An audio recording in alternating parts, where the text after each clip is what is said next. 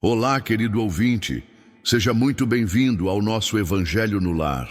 Que a paz e a luz do Cristo preencham nossos corações, trazendo serenidade e compreensão. Este é um momento especial de reflexão, aprendizado e prece, no qual nos conectamos com Deus e com a espiritualidade superior, para fortalecer nossa caminhada na Terra. Se ainda não é inscrito no canal, aproveite para se inscrever e ativar o sininho. Assim você recebe notificações sempre que um novo vídeo for publicado. Antes de iniciarmos, sugiro que você coloque um copo de água ao seu lado. Ao final do nosso encontro, essa água estará fluidificada com energias elevadas, tornando-se um bálsamo para o corpo e a alma. Senhor Deus, Pai de amor e misericórdia, elevamos nossos pensamentos a Ti neste instante de recolhimento e oração. Pedimos que Sua luz envolva todos aqueles que enfrentam enfermidades, que estão internados, buscando a recuperação do corpo e do espírito. Intercedemos também, Senhor, por aqueles que se encontram privados de liberdade, para que possam encontrar arrependimento sincero e esperança na reabilitação através do amor de Cristo. Abençoa, Pai, os que passam por dores e dificuldades, sejam elas físicas, emocionais ou espirituais. Que possam encontrar consolo, força e alívio em Tua presença. Rogamos igualmente pelos irmãos que desencarnaram e ainda não compreenderam sua nova realidade no plano espiritual. Que sejam amparados pelos mensageiros de luz e guiados com amor ao entendimento e à paz. Senhor, pedimos também por nossos familiares, os que estão ao nosso lado e os que já partiram. Que Tua luz nos envolva e nos fortaleça sempre. Agora, com humildade e fé, recitemos juntos a oração que Jesus nos ensinou. Pai nosso que estais nos céus, santificado seja o vosso nome, venha a nós o vosso reino, seja feita a vossa vontade, assim na terra como no céu. O pão nosso de cada dia nos dai hoje. Perdoai as nossas ofensas, assim como nós perdoamos a quem nos tem ofendido. E não nos deixeis cair em tentação, mas livrai-nos do mal. Assim seja. Hoje vamos refletir sobre o capítulo 27 do Evangelho segundo o Espiritismo, intitulado Peçam e obterão. Quando orarem, não se assemelhem aos hipócritas, que de propósito oram de pé nas sinagogas e nos cantos das ruas para serem vistos pelos homens. Na verdade, digo que eles já receberam sua recompensa. Quando quiserem orar, entrem para o seu quarto e com a porta fechada, orem ao Pai em silêncio. E o Pai, que vê o que se passa em secreto, lhes dará a recompensa. Não cuidem de pedir muito nas suas preces, como fazem os pagãos, os quais imaginam que pela multiplicidade das palavras é que serão atendidos. Não se tornem semelhantes a eles, porque o Pai sabe do que é que necessitam antes que lhe pecam. Mateus, capítulo 6, versículos 5 a 8. Quando se aprestarem para orar, se tiverem qualquer coisa contra alguém, perdoem-lhe, a fim de que o Pai que está nos céus também os perdoe os pecados. Se não perdoarem, o Pai que está nos céus também não os perdoará os pecados. Marcos, capítulo 11, versículos 25 e 26. Também disse esta parábola a alguns que colocavam a sua confiança em si mesmos, como sendo justos, e desprezavam os outros. 2 homens subiram ao templo para orar. Um era fariseu e o outro publicano. O fariseu, conservando-se de pé, orava assim consigo mesmo: Meu Deus, rendo graças a Ti por não ser como os outros homens, que são ladrões, injustos e adúlteros, nem mesmo como esse publicano. Eu jejuo 2 vezes na semana. Dou o dízimo de tudo o que possuo. O publicano, ao contrário, conservando-se afastado, não ousava sequer erguer os olhos ao céu, mas batia no peito dizendo: Meu Deus, tem piedade de mim, que sou um pecador. Declaro a vocês que este voltou para a sua casa justificado, e o outro não, pois aquele que se eleva será rebaixado, e aquele que se humilha será elevado. Lucas capítulo 18, versículos 9 a 14. Jesus definiu claramente as qualidades da prece. Quando orarem, diz ele, não se ponham em evidência, antes orem em secreto.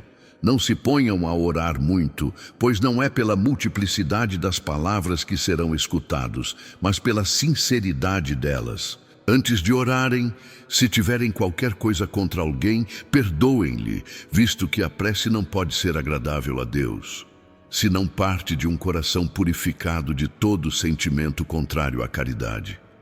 Enfim, orem com humildade, como o publicano, e não com orgulho, como o fariseu. Examinem os seus defeitos, não as suas qualidades, e ao se compararem aos outros, procurem o que há de mal em vocês. Seja o que for que peçam na prece, creiam que o obterão, e será concedido a vocês o que pedirem.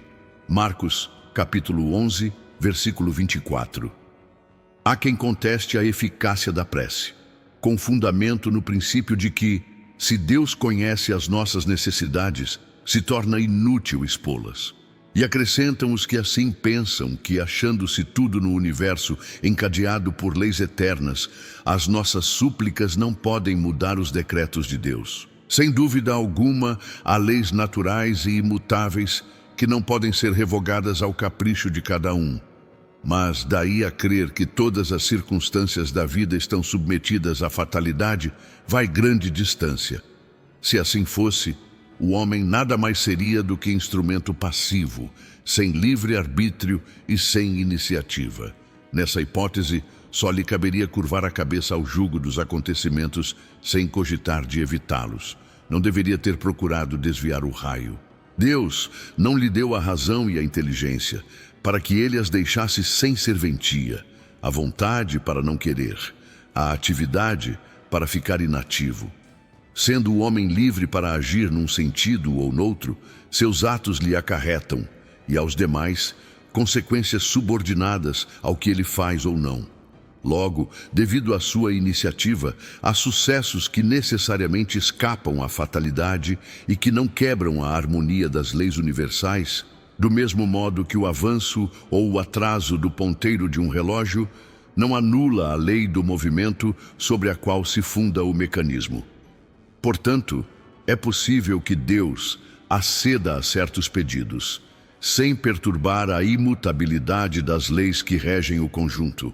Esse consentimento sempre subordinado à sua vontade.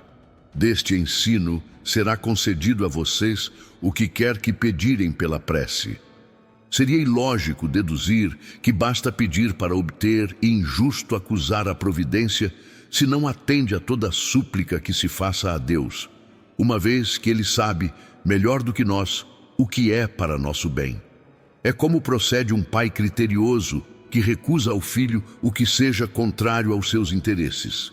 Em geral, o homem apenas vê o presente. Ora, se o sofrimento é de utilidade para a sua felicidade futura, Deus o deixará sofrer. Como o cirurgião deixa que o doente sofra as dores de uma operação que lhe trará a cura. O que Deus lhe concederá sempre, se o homem pedir com confiança, é a coragem, a paciência, a resignação. Também lhe concederá os meios de se tirar das dificuldades por si mesmo, mediante ideias que fará os bons espíritos lhe sugerir, dessa forma, deixando para ele o mérito da ação. Deus assessora os que ajudam a si mesmos. De conformidade com esta máxima, ajuda-te que o céu te ajudará, mas não auxilia os que esperam tudo de um socorro estranho, sem fazer uso das capacidades que possui. Entretanto, as mais das vezes, o que o homem quer é ser socorrido por milagre, sem despender o mínimo esforço. Tomemos um exemplo. Um homem se acha perdido no deserto e a sede o martiriza horrivelmente. Desfalecido, cai por terra e pede a Deus que o ajude, e espera. Nenhum anjo lhe virá dar de beber. Contudo, um bom espírito lhe sugere a ideia de se levantar e tomar um dos caminhos que tem diante de si. Por um movimento maquinal, reunindo todas as forças que lhe restam, ele se ergue, caminha e descobre ao longe uma fonte. Ao avistá-la, ganha coragem. Se tem fé, exclamará: obrigado, meu Deus, pela ideia que me inspiraste e pela força que me deste. Se lhe falta a fé, exclamará: que boa ideia eu tive! Que sorte a minha de tomar o caminho da direita em vez do da esquerda! O acaso às vezes nos serve admiravelmente. Quanto me felicito pela minha coragem e por não me ter deixado abater. Mas dirão: porque o bom espírito não lhe disse claramente: segue este caminho que encontrará o de que necessita? Por que não se mostrou a ele para guiá-lo e sustentá-lo no seu desfalecimento? Dessa maneira, o teria convencido da intervenção da providência. Primeiramente, para lhe ensinar que cada um deve ajudar a si mesmo e fazer uso das suas forças. Depois, pela incerteza, Deus põe à prova a confiança que a criatura deposita nele e a sua submissão à vontade divina. Aquele homem estava na situação de uma criança que cai e que, dando com alguém, se põe a gritar e fica à espera de que a venham levantar. Se não vê pessoa alguma, faz esforços e se ergue sozinha. Se o anjo que acompanhou a Tobias lhe tivesse dito: sou enviado por Deus para te guiar na tua viagem e te preservar de todo perigo, nenhum mérito teria tido Tobias. Confiando no seu companheiro, nem sequer teria precisado pensar. Essa a razão por que o anjo só se fez conhecer ao regressarem. A prece é uma invocação, mediante a qual o homem entra pelo pensamento em comunicação com o ser a quem se dirige. Pode ter por objetivo um pedido, um agradecimento ou uma glorificação. Podemos orar por nós mesmos ou por alguém, pelos vivos ou pelos mortos. Os espíritos incumbidos da execução de suas vontades escutam as preces feitas a Deus. As que se dirigem aos bons espíritos são reportadas a Deus. Quando alguém ora a outros seres que não a Deus, o faz recorrendo a intermediários, a intercessores, pois nada sucede sem a vontade de Deus. O Espiritismo torna compreensível a ação da prece, explicando o modo de transmissão do pensamento. Seja no caso em que o ser a quem oramos acuda ao nosso apelo, seja apenas no que lhe chegue o nosso pensamento. Para entendermos o que ocorre em tal circunstância, precisamos saber que todos os seres, encarnados e desencarnados, estão mergulhados no fluido universal que ocupa o espaço, tal qual nos achamos dentro da atmosfera neste mundo. Esse fluido recebe uma impulsão da vontade. Ele é o veículo do pensamento, como o ar é o veículo do som, com a diferença de que as vibrações do ar são circunscritas, ao passo que as do fluido universal se estendem ao infinito.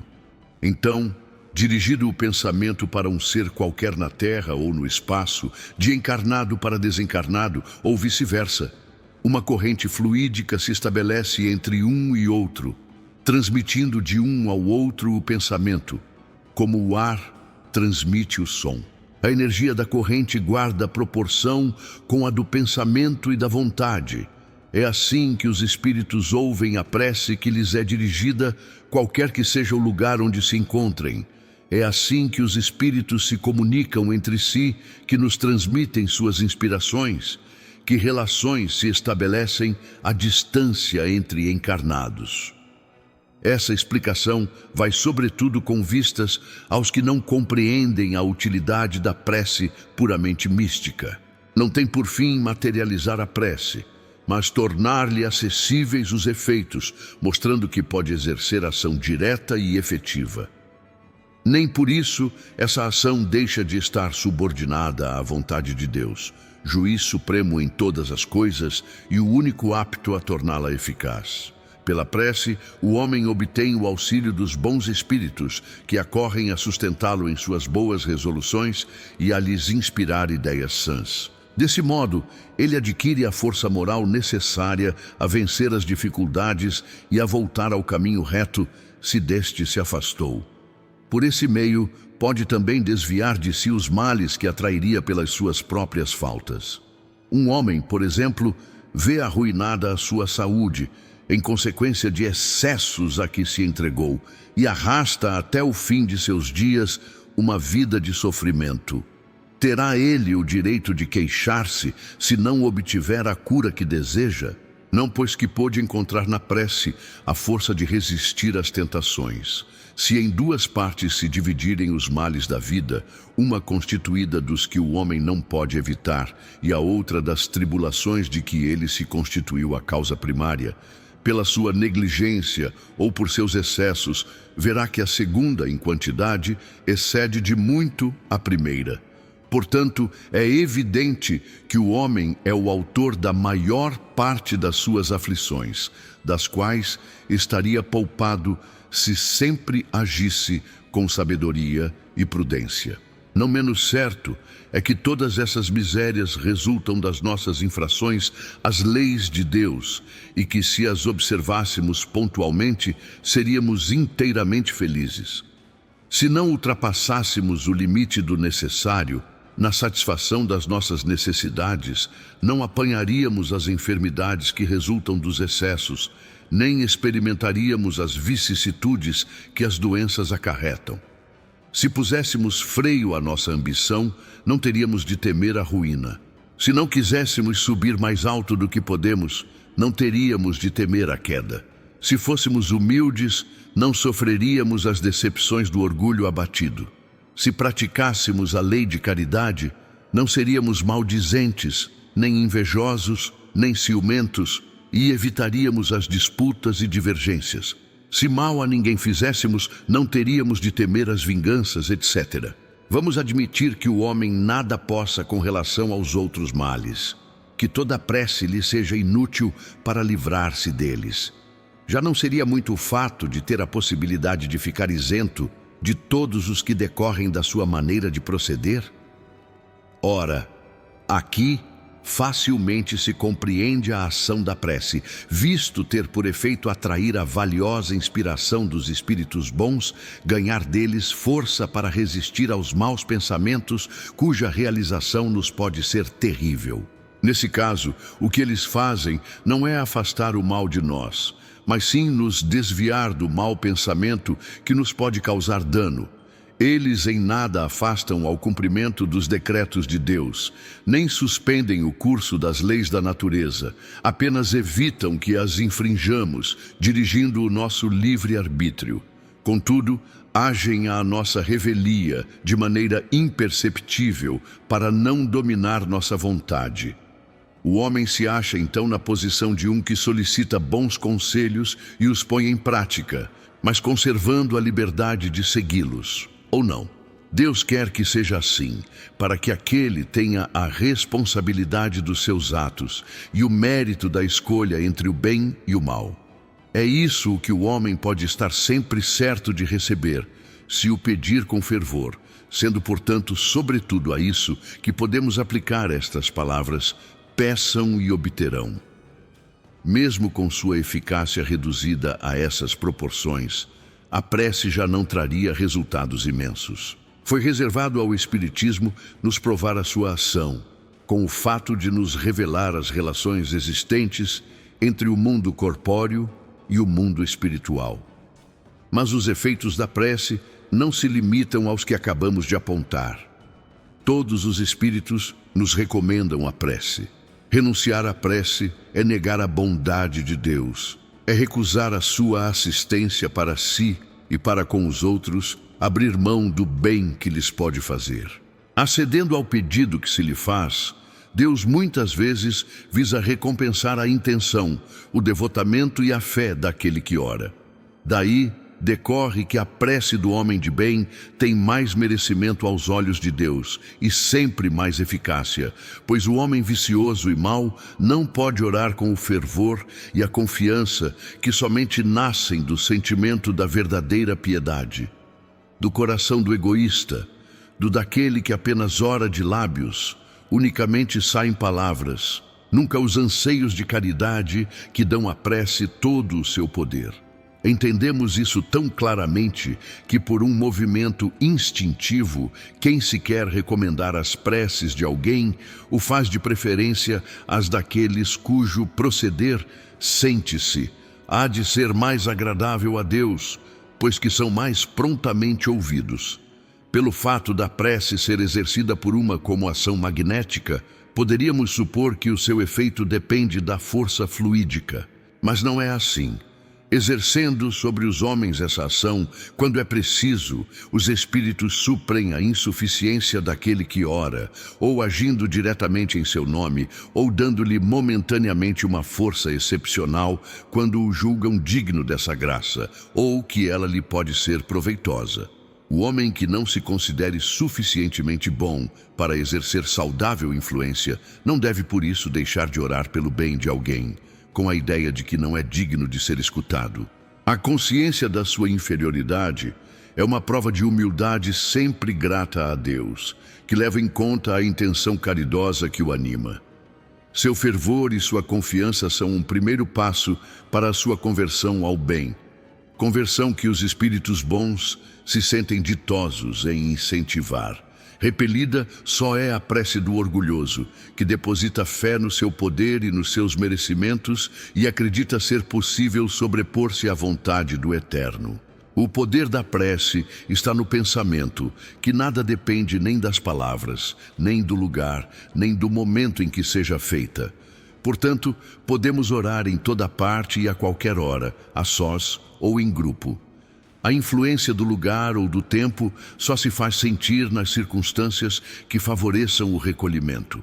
A prece coletiva tem ação mais poderosa, quando todos os que oram se associam de coração a um mesmo pensamento e visam o mesmo objetivo, pois é como se muitos clamassem juntos e em um só som.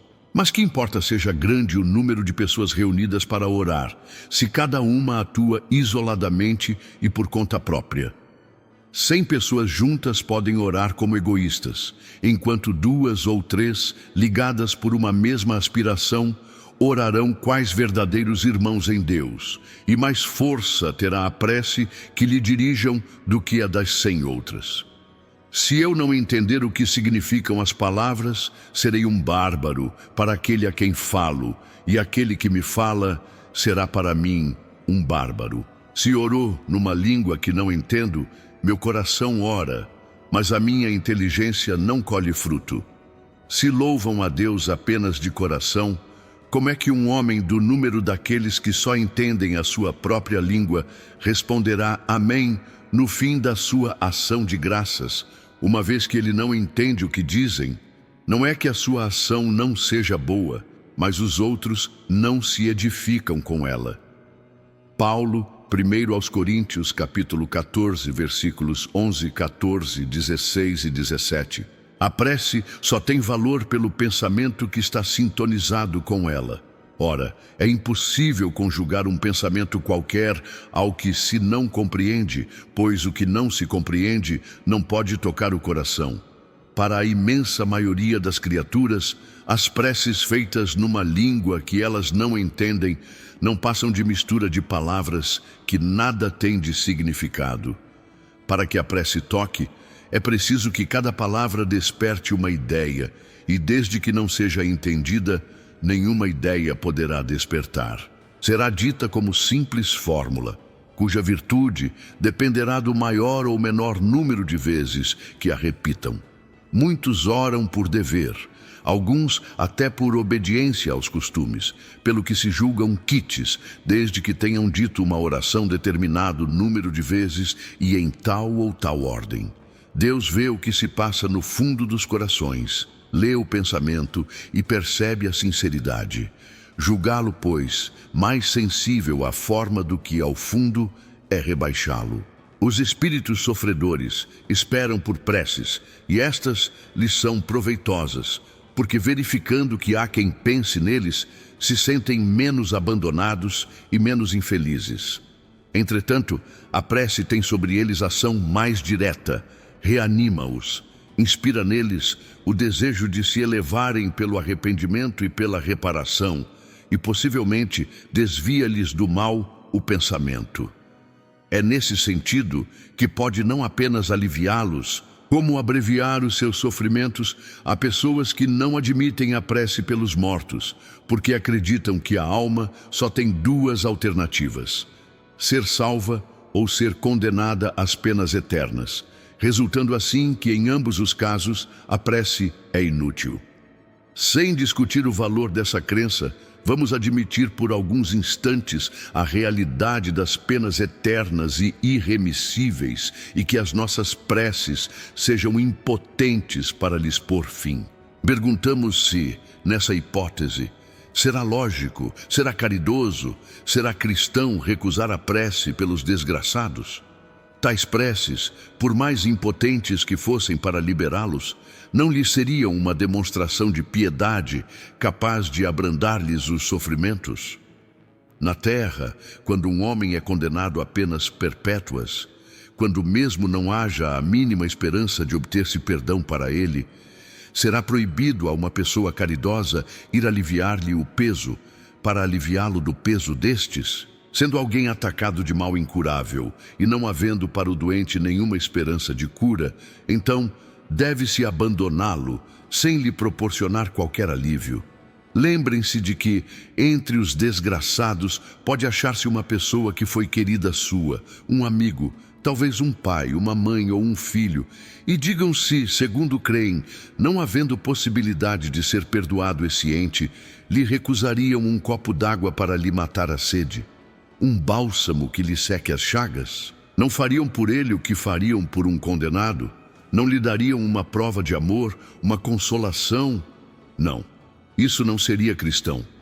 Uma crença que petrifica o coração é incompatível com a crença em um Deus que põe na primeira categoria dos deveres o amor ao próximo. A não eternidade das penas não implica a negação de uma penalidade temporária, dado não ser possível que Deus, em sua justiça, confunda o bem e o mal. Ora, neste caso, negar a eficácia da prece seria negar a eficácia da consolação, dos encorajamentos, dos bons conselhos, seria negar a força que buscamos na assistência moral dos que nos querem bem. Outros se fundam numa razão mais enganosa: a imutabilidade dos decretos divinos. Dizem esses que Deus não pode mudar as suas decisões a pedido das criaturas. A não ser assim, o mundo careceria de estabilidade. Logo, o homem nada tem de pedir a Deus, só lhe cabendo submeter-se a adorá-lo. Nesse modo de raciocinar, há uma aplicação falsa do princípio da imutabilidade da lei divina, ou melhor, ignorância da lei, no que se refere à penalidade futura. Hoje, os Espíritos do Senhor nos revelam essa lei, quando o homem se tornou suficientemente maduro para compreender o que, na fé, é conforme ou contrário aos atributos divinos. Segundo o dogma da eternidade absoluta das penas, não se levam em conta ao culpado os remorsos, nem o arrependimento. É inútil todo o desejo neles de melhorar-se. Está condenado a se conservar perpetuamente no mal. Se a sua condenação foi por determinado tempo, apenas cessará uma vez expirado esse tempo. Mas quem poderá afirmar que ele então possua melhores sentimentos? Quem poderá dizer que, a exemplo de muitos condenados da terra, ao sair da prisão, ele não seja tão mau quanto antes? No primeiro caso, seria manter na dor do castigo um homem que voltou ao bem. No segundo, seria agraciar a um que continua culpado. A lei de Deus é mais previdente, sempre justa, igualitária e misericordiosa. Não estabelece para a pena duração alguma, qualquer que esta seja. Ela se resume assim: o homem sofre sempre a consequência de suas faltas. Não há uma só infração à lei de Deus que fique sem a correspondente punição. A severidade do castigo é proporcionada à gravidade da falta. A duração do castigo é indeterminada para qualquer falta. Fica dependente ao arrependimento do culpado e ao seu retorno ao caminho do bem. A pena dura tanto quanto a teimosia no mal. seria perpétua, se perpétua fosse a obstinação. Dura pouco, se pronto é o arrependimento. Desde que o culpado clame por misericórdia, Deus o ouve e lhe concede a esperança. Mas não basta o simples pesar do mal causado. É necessária a reparação, pelo que o culpado se vê submetido a novas provas, em que sempre por sua livre vontade pode praticar o bem, reparando o mal que haja feito. Desta maneira, o homem é constantemente o árbitro de sua própria sorte. Pertence-lhe abreviar ou prolongar indefinidamente o seu suplício. A sua felicidade ou a sua desgraça dependem da vontade que tenha de praticar o bem. Tal é a lei imutável e em acordo com a bondade e a justiça de Deus. Assim, o espírito culpado e infeliz pode sempre salvar a si mesmo. A lei de Deus estabelece a condição em que se torna possível fazê-lo. O que lhe falta na maioria das vezes é a vontade, a força, a coragem. Se por nossas preces lhe inspiramos essa vontade, se o amparamos e animamos, se, pelos nossos conselhos, lhe damos as luzes de que carece, em lugar de pedirmos a Deus que revogue sua lei, tornamo-nos instrumentos da execução de outra lei, também sua, a de amor e de caridade. Execução em que, desse modo, ele nos permite participar, nós mesmos dando com isso uma prova de caridade. Instruções dos Espíritos. O dever primordial de toda criatura humana, o primeiro ato que deve assinalar a sua volta à vida ativa de cada dia é a prece. Quase todos vocês oram, mas como são poucos os que sabem orar. Que importam ao Senhor as frases que maquinalmente articulam umas às outras, fazendo disso um hábito, um dever que cumprem e que a vocês pesa como qualquer dever. A prece do cristão, do espírita, seja qual for o seu culto, ele deve dizê-la logo que o espírito tenha retomado o jugo da carne. Deve elevar-se aos pés da majestade divina com humildade, com profundeza, num ímpeto de reconhecimento por todos os benefícios recebidos até aquele dia. Pela noite transcorrida e durante a qual lhe foi permitido, ainda que sem consciência disso, ir ter com os seus amigos, com os seus guias, para beber mais força e perseverança no contato com eles. Deve ela subir humilde aos pés do Senhor, para lhe recomendar a própria fraqueza, para lhe suplicar amparo, indulgência e misericórdia. Deve ser profunda, pois é a alma que tem de elevar-se para o Criador, de transfigurar-se como Jesus no Tabor, a fim de lá chegar nívea e radiosa de esperança e de amor. A sua prece deve conter o pedido das graças de que necessitam, mas de que realmente vocês necessitam. Portanto, é inútil pedir ao Senhor que abrevie as suas provas, que os dê alegrias e riquezas. Roguem que Ele conceda os bens mais preciosos da paciência, da resignação e da fé. Não digam, como fazem muitos, não vale a pena orar, pois Deus não me atende. O que é que na maioria dos casos vocês pedem a Deus? Já se lembraram de lhe pedir a sua melhoria moral? Oh, não! Bem poucas vezes o têm feito. O que preferentemente se lembram de pedir é o bom êxito para os seus empreendimentos terrenos e com frequência têm exclamado: Deus não se ocupa conosco. Se Ele se ocupasse, não se verificariam tantas injustiças. Insensatos e ingratos. Se descessem ao fundo da própria consciência, quase sempre encontrariam em si mesmos o ponto de partida dos males de que se queixam. Peçam, pois, antes de tudo, que possam se melhorar e verão que torrente de graças e de consolações se derramará sobre vocês. Devem orar sem cessar, sem que para isso seja preciso se recolher ao oratório, ou se lancem de joelhos nas praças públicas. A prece do dia é o cumprimento dos seus deveres, sem exceção de nenhum, qualquer que seja a natureza deles.